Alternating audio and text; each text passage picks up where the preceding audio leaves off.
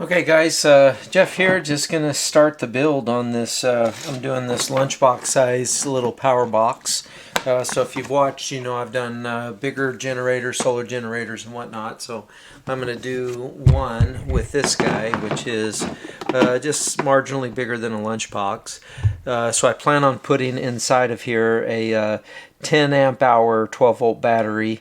I'm going to do a 500 watt inverter. Doing a 30 amp charge controller, little battery monitor, a couple of quick charging ports, so I'll be adding these guys as quick connects. We'll be doing quick connects for your SAE connections for both solar panel to charge it up as well as a battery charger, wall charger if you will. Planning on having a couple of, as you can see, I'm going to plan on having a couple of 110 outlets as well as some high 5 amp hour USB ports in it. And so this is where we're starting. I'm just kind of laying everything out. I don't have a plan drawn up for this yet, but I'm going to mount this guy here to the outside to give you an instant view of different things going on with the solar panels when you're charging this guy up. And then I'll probably end up putting the your outlets right in here as well as your charging ports here. So we'll see how it goes. I'll kind of keep you posted. We'll do a little bit of video here and there so we can keep it going and check out this whole thing. Okay, so kind of at the point of no return here. I'm tracing this on here, so this is where I'm going to cut this out.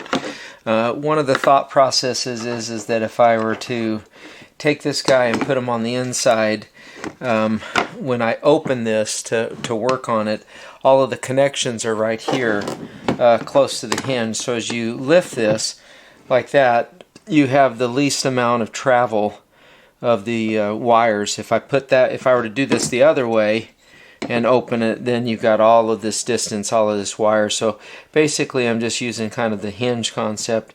I'll leave a little extra cable there, won't go short or tight on it, but by putting it down here at the bottom, this will give me that. Plus then it now makes the upright side of the box like that, which would be more or less conducive and intuitive, seeing how the handle's here on the top. So that's kind of where I'm at. We're going to be here at the point of no return, meaning I'm going to start cutting into this guy. I've got my little battery powered Dremel here, a go-to for these little small projects like that.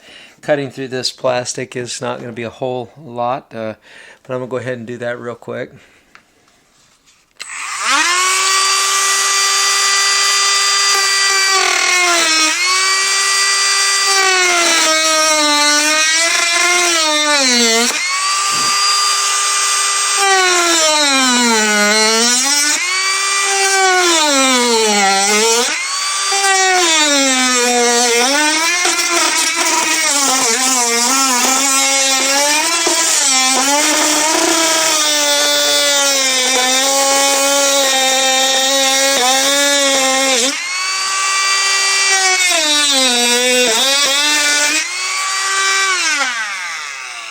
I think I determined that the line of here needs to come out, so that's going to give me a nice little edge to work off there.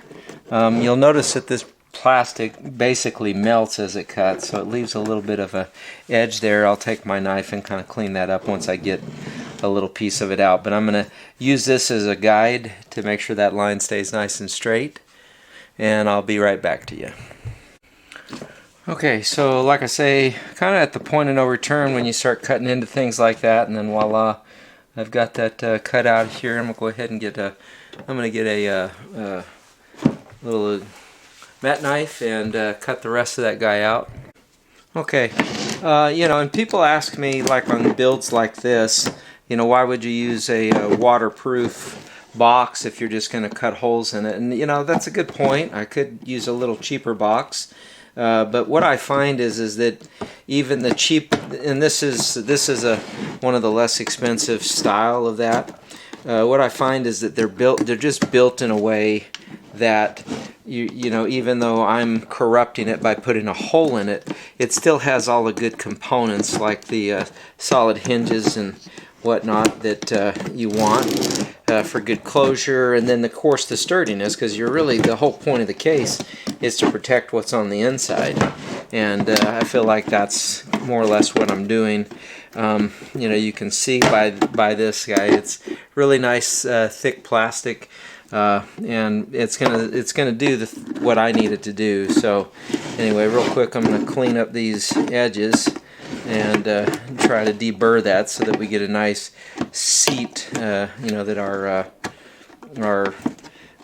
in this case the charge controller, we're using that Adventurer, and the reason why I went with the Renewable Adventurer is that it's a, you know, it's a 30 amp style, and you know, the reason why I went with it is because it's flush mount. So once I get that in here, it's gonna use the box itself as the mount, and I'm trying to make that as snug as possible, so I'm gonna just trim as we go.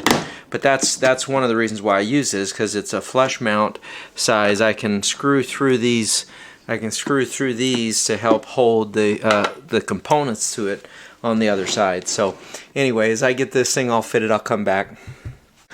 Okay, so I got that seated the way I needed it to. It's super nice and tight.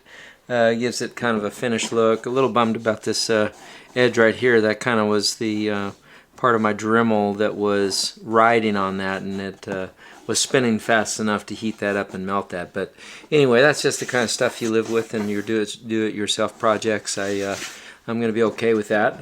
Prefer it not be there, but I do like the way that that's starting to shape up. It's going to give me room right here to put a little battery monitor up there in that corner. So I'm going to keep at it. I'm going to go ahead and hook this guy back up and put it all back together. You know, I've got the internal workings of this need to go in like that and get that seated in there.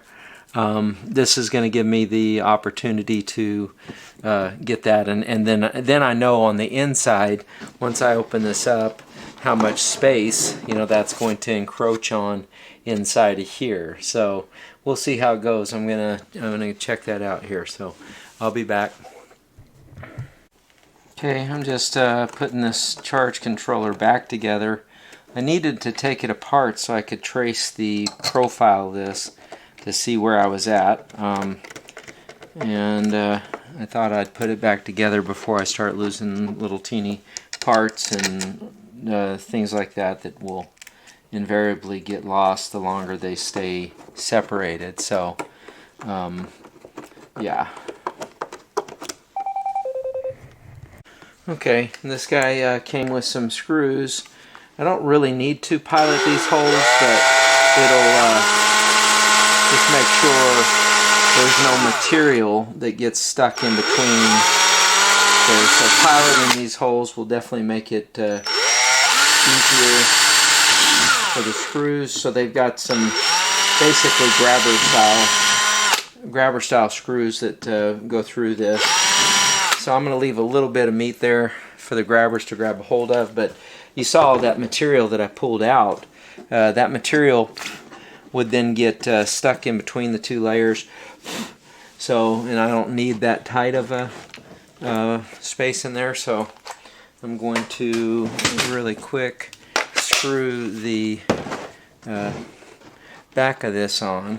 And the nice thing is with this, and I'm probably, let me just look at this and see, because I think I can still access everything.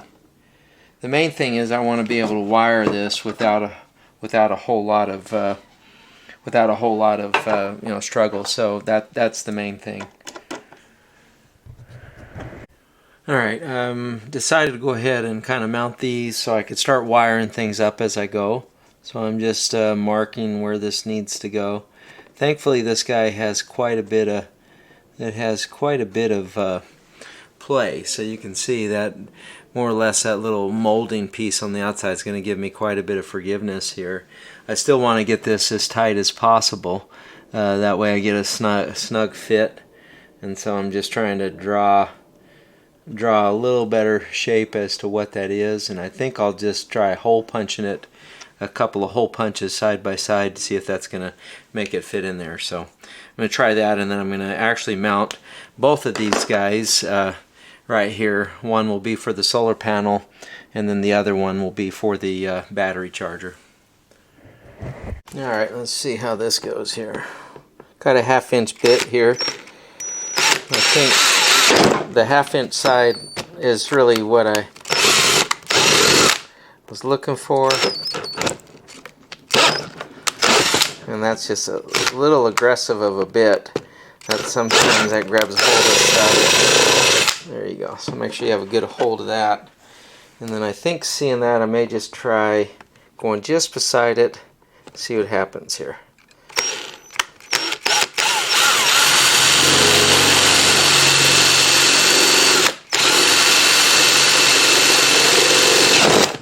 Alright, now I'm going to try to clean the rest of that out with okay, so we're almost there. I've got that, I've been just using the drill to kind of route out the edges to get it there, but you can see we're really close to the shape. We've got some rough edges here that'll give us a little more room once I clean those up, but we're really getting close, and that's going to be the nice clean look once I get that in there.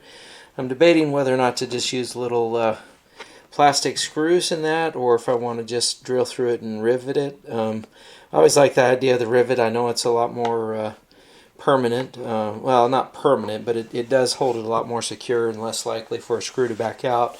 And then, of course, if you need to take it out, you can just drill out the rivet in 2 seconds. So I'm debating about that. I'll let you know what I come up with. Okay, as you can see, I got those cut out. And for eyeballing them, they're pretty darn good. And I think I did opt to go ahead and rivet those, so I'm going to get set up to do a couple of rivets in this.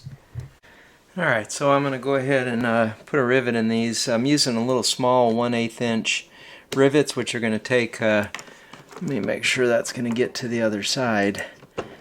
Yeah, it feels like it's there. I'm going to try it without... Let me see, I'm going to do this top one so I can get a better visual on it, but I may need to put a washer, just depending on the, the plastic on here. You can see, let's see if we even have room, because the, plastic being soft, it's going to pull. So yeah, I'm going to actually I am going to put a washer on the other end of that too. And let's see. Yeah, I don't know if you can see that. Yeah, I'm going to just try to see what we get here. You got to hold that just long enough to get that pop going. Yeah, and that, that's what I'm talking about. So it'll definitely hold better and more secure than just putting a plastic screw. It's not going to shake or rattle loose.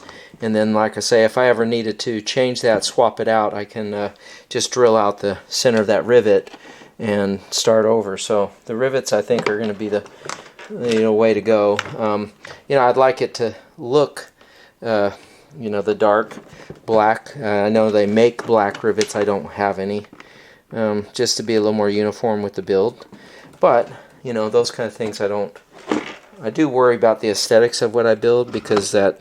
Part of it as a builder, you want to take pride in it and be able to be proud of what you've done, not just the end result, but you want it to look nice. So I do like things to look clean and neat. And at the end of the day, that does not look bad. It just, that black would be a little nicer. But you can see that's nice and secure. Nothing going to take that out of the way. So top one's going to be for the solar, bottom for battery, so B for battery. I'll mark that with a label maker or some kind of way to denote that, so we can keep it straight and charge as you go. So getting the third rivet in here, and there you go. And I really like this rivet gun.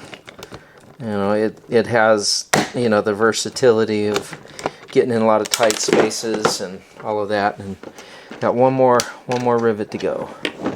And I brought over here exactly what I need, so I'm surprised I haven't had to go hunting for hunting for it, I found it without any problem.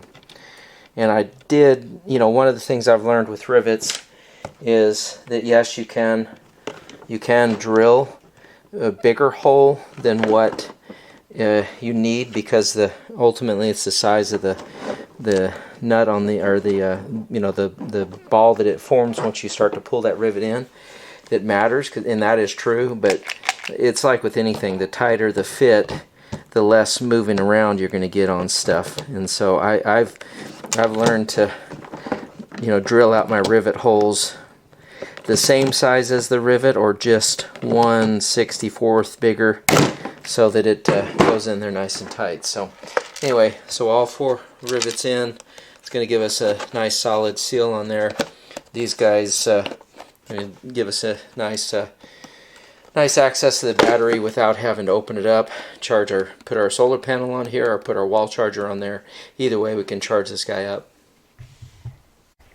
Okay, I'm going to go ahead and hook up what I can. I just, you know, my experience is that when you can hook stuff up before it's all mounted, it's going to give you a cleaner look at and make sure you get a for sure visual on your connections. Plus, this gives me an opportunity to test out if I needed to make an adjustment before I got everything all mounted up. Make an adjustment, and that, you know, that's what I was looking for, was that little bit of slack in that wire to allow me to open and close this without affecting the performance of it. And so that's going to dangle like that. Once I get the weight of the battery and the inverter in here, I don't have to worry about that being tipsy with that, because this is not the lightest thing that is going to be part of the build, but it certainly isn't the heaviest. So having that in the lid doesn't bother me, knowing that I've got stuff here in the container that's gonna help hold that in place. So cool. Okay, we're gonna go ahead and secure this to the case. These screws go in little pockets, and actually they go inside of the controller, which is the main reason why I'm using these guys. They will, let's see, provide a little security inside of there. So, okay, so I'm putting where the outlets are going to go.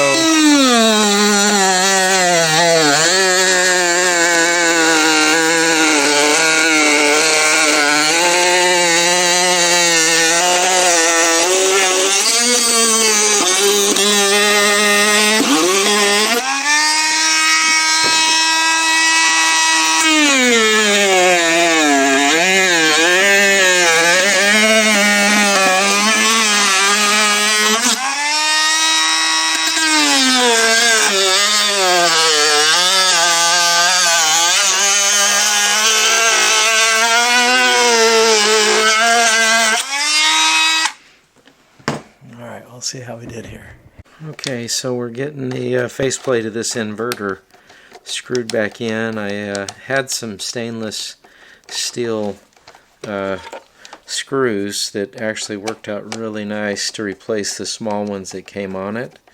Thankfully there was enough space inside the inverter that these were a little longer than they needed to be, but after looking at the space inside of there was plenty of space in there to take it. And so basically now I have this screwed through the plastic, holding it in, and that's given me the reveal that I want there, and should be good to go. So check it out. Okay, so we got the front plate of that inverter mounted. Got a little touching up to do, but you can see that's secured in that box, nice and tight, and ready for the battery. That'll be the next thing. I'm just waiting that to show up. So.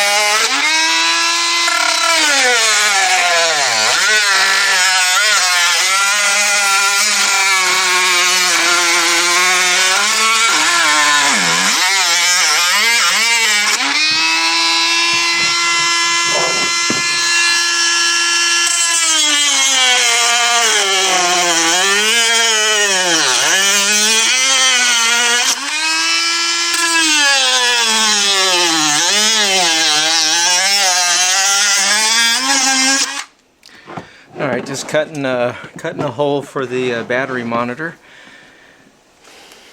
Okay, so we got that in there nice and flush. Super, it's just a friction fit. There's little tabs on the outside that kind of help push it in there, but it's set, so we'll come back to wiring it up here in a second. Okay guys, Jeff here, just showing you more or less the finished product. There's a couple little things I'm going to finish on this, but you've watched me through the build, and I think picking up where I was putting in the battery monitor and all that, and that's all mounted neatly here on the side. I've got it set up here so you can obviously carry it. I'm going to call this basically a light duty solar generator or power box, light duty power box. It has a 500 watt inverter in it. You saw me build that, and it has two 110 outlets here and a couple of USBs, as well as a USB up here. Just as a brief overview, it's light duty because of the 500 watts. You're not going to be able to power that many things, you know, like power tools or anything like that, but you can use it to charge batteries.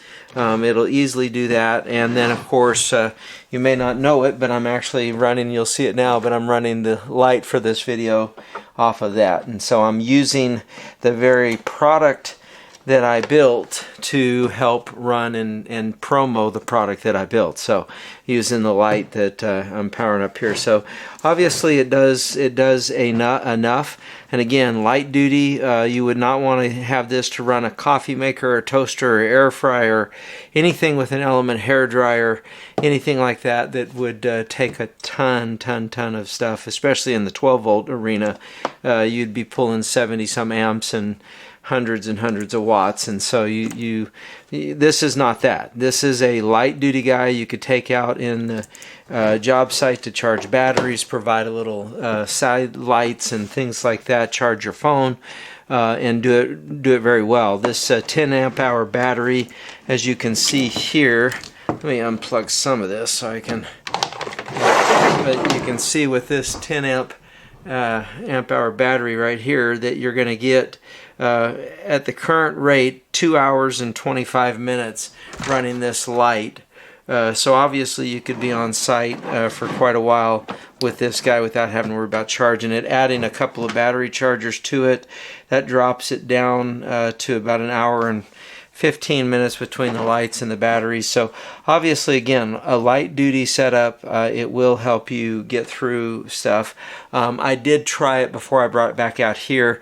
It will run an ice cream maker, which, you know, that to me, one of the ones that would do some ice cream churning, that to me was kind of a fun thing to think you could take that out to the park and make, as you're having a picnic out there, you could make ice cream, homemade ice cream out there on the road. And so I have this set up in companion with this guy, which is a 25 watt. It's about, I think, 3 amps, what I read on it, a 3 amp panel. And so this guy is going to be a companion piece to this. This panel is super resilient.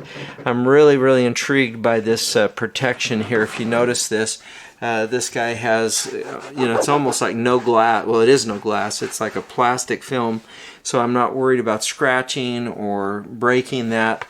It folds over to protect itself, and then it has your SAE connection here, which I left 2 of these here, and this one that goes on this side here is the one for the solar, and this is actually a wall outlet. You can use an SAE connection with the battery charger to charge it if you're using the wall outlet.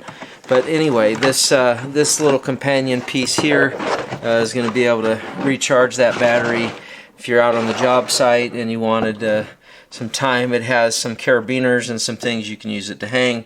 Also a couple little suction cups if you want to hang it in the window of your car or something like that. So anyway, this is the companion piece that goes with that. So this light duty power box, light duty solar generator, this was a project I had in mind. If you've watched my channel, you know that I've made several of these guys, but I usually make them bigger. And 2500, 3000 watt inverters, so I can run quite a bit of stuff with those, and then 200 to 300 amp hour batteries. Again, this is a light duty one, super portable, will get you through to a job site on small duty things, and that makes it possible because this battery monitor is a very integral part of that. You can notice the difference here. I've put in all the actual specs of the battery down to the discharge rates and things like that, and so I know I get a very accurate level of both battery capacity and then also the time here. And if you were just going off your charge controller, of course won't run without being not hooked up to a battery, but it's showing me that I'm down to 3/4 of a battery. So this is good to give you just that quick glance, but really the battery monitor is the one that tells you everything you need to know there. So anyway, this is the build. It worked out nice. I do have some cleanup to do here inside, so like I was saying, I'm not 100% done. I've got some stuff in here to clean up. I'm putting a bus board and a selection switch and stuff like that, but functioning wise, it functions right now. You could definitely take it on the job site or take it out in a park or picnic. One of my grandkids really loves us to run our bubble machine on this thing. So anyway, I'm going to shut that down, shut the lights off so you can see. We've been doing that on this great little light duty power box that I've got. So if you like this content, please go ahead and follow, subscribe to the channel, and like the video, share the video. The content is really what gets the word out there. So please, by all means, feel free to share this. And if you have any questions, feel free to hit me in the profile. You can find my contact info there. All right, guys. Thanks.